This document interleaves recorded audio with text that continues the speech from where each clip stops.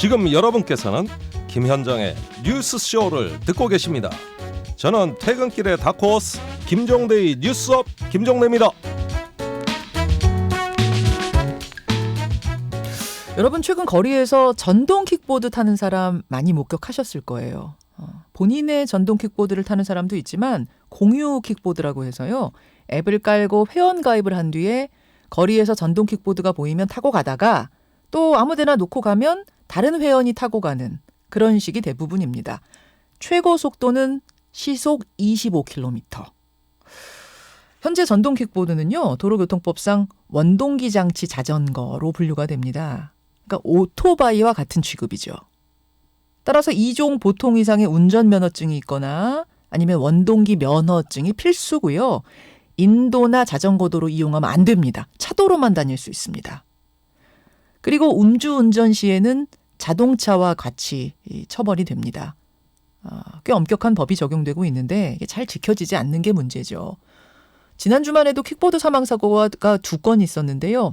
한 대학생은 킥보드를 타다가 요철을 피하지 못하고 부딪혀서 사망했고 역시 킥보드를 타던 50대 남성은 25톤 화물차에 치여서 사망하기도 했습니다.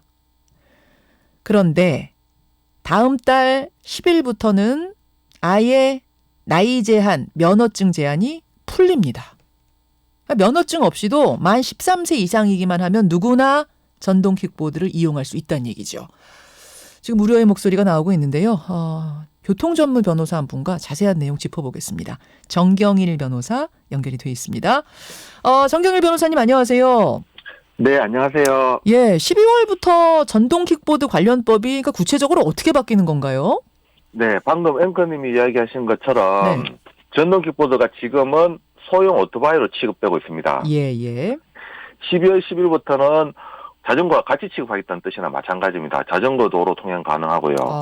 그다음에 뺑성이나 민식이법은 여전히 자동차와 같이 적용되지만 네. 음주운전은 자전거 음주운전과 같이 경미하게 범칙금 3만 원 처벌되고 안전모 착용 의무는 있지만 위반 시 별도 제재 없고 자전거와 유사하게 변경되었다고 볼 수 있습니다. 그러니까 원동기 장치 자전거로 분류될 때는 소형 오토바이 취급하던 걸 그래서 네. 인도도 못 가고 자전거 도로도 못 가던 걸 이제는 네. 원동기 장치 자전거 중에 킥보드, 전동 킥보드 분야를 하나 만든 거네요. 네, 맞습니다. 예, 그래서 여러 가지 이제 다른 차별점들을 둔 건데 네. 이렇게 완화하는 이유는 뭐예요? 일단 명분은 뭐예요? 네, 결국은 이 비교 대상이 있어야 되는데 전동 킥보드가 자전거와 비교할 수도 있고 이제 원동기 장치 자전거, 소형 오토바이와 비교할 수 있습니다. 네. 그렇다면 어느 범주에 넣을 것이냐? 서울형 따릉이가 18km 정도 나간다면 네. 전동 킥보드는 통상 15km 정도 나갑니다. 그리고 그리고 또 사람이 빨리 달리는 속도가 전동 킥보드 속도 최고 제한 속도라고 보시면 돼요. 그렇다면 자전거보다 빠르지 않거든요. 이와 같은 취지를 고려해서 소형 오토바이 취급하는 것이 아니라 자전거 취급하자.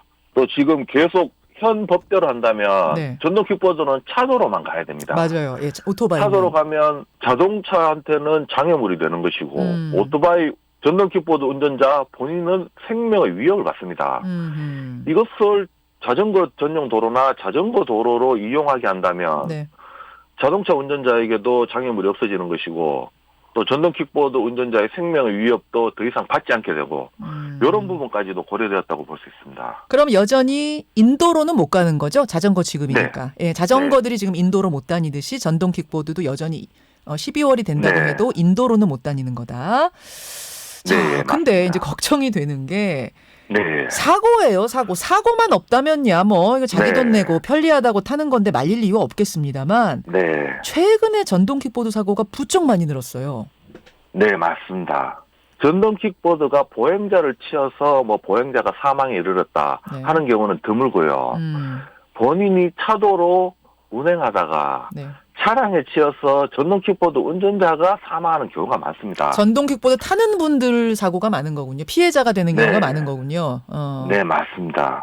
지금 11월 6일 네. 전동 킥보드 운전자가 신호가 바뀐 뒤에도 출발하지 않다가 네. 화물차에 치여 숨진 사건이 있었고 10월 24일에도 교차로에서 택시와 충격해서 사망한 사건이 있었고 또 10월 20일에도 출근하던 직장인이 불삭기에 치여서 사망한 사건이 있고 대부분이 굴삭기. 운전자 본인이 사망한 사건이 많았습니다. 아니 근데 진짜로 운전하시는 분들은 요즘 전동 킥보드가 갑자기 시야에 나타나는 경험들을 꽤 많이들 네. 하셨다고들 저희 문자로도 들어와요. 아침에 깜짝 네. 놀랐다. 갑자기 뛰어들었다. 네. 혹은 네. 사각지대에서 전동 킥보드를 타는 바람에 큰일 날 뻔했다. 이런 이야기들. 전동 킥보드에 2명이 같이 타는 경우도 많던데 이거는 가능은 한 거예요? 이게 현행법에서는 2명을 타든 3명을 타든 여기에 대한 어떤 별도 제재 규정이 없습니다. 이 부분에 대해서도 타는 방법이나 승차 정원에 대해서도 별도 법규를 마련할 필요성도 있어 보입니다. 그래요. 보험 네, 처리, 맞습니다. 사고가 났을 경우 보험 처리는 어떻게 되나요? 이 보험도 아직까지는 제대로 구비가 안 되어 있습니다. 개인용 전동 킥보드 같은 경우에는 이에 대한 보험이 만들어져 있지 않고요.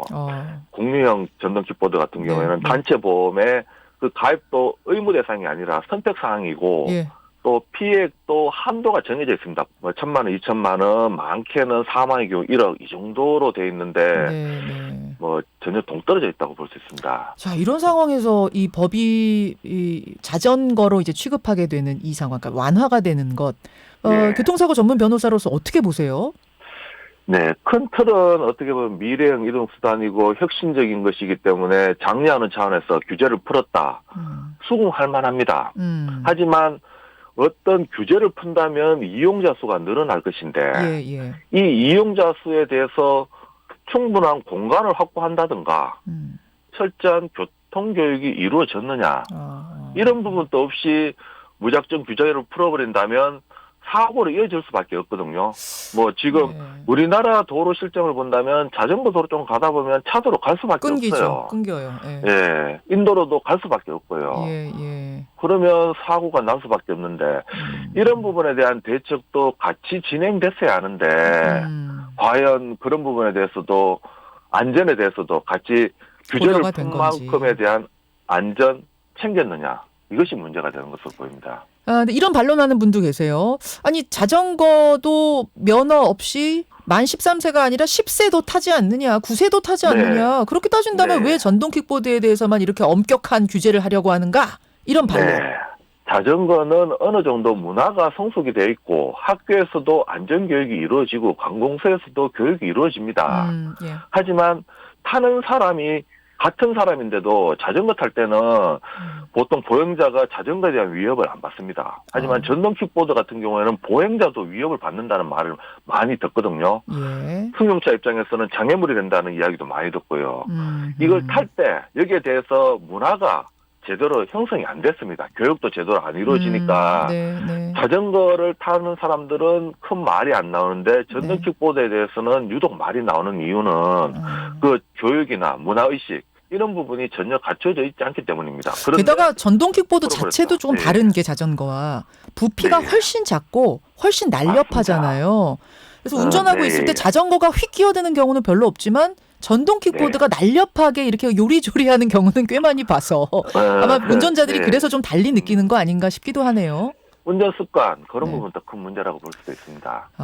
여러분은 어떻게 생각하십니까? 오늘 어떤 부분에 보완이 필요한지 함께 고민해 봤습니다. 변호사님 끝으로 하실 말씀 있다면요?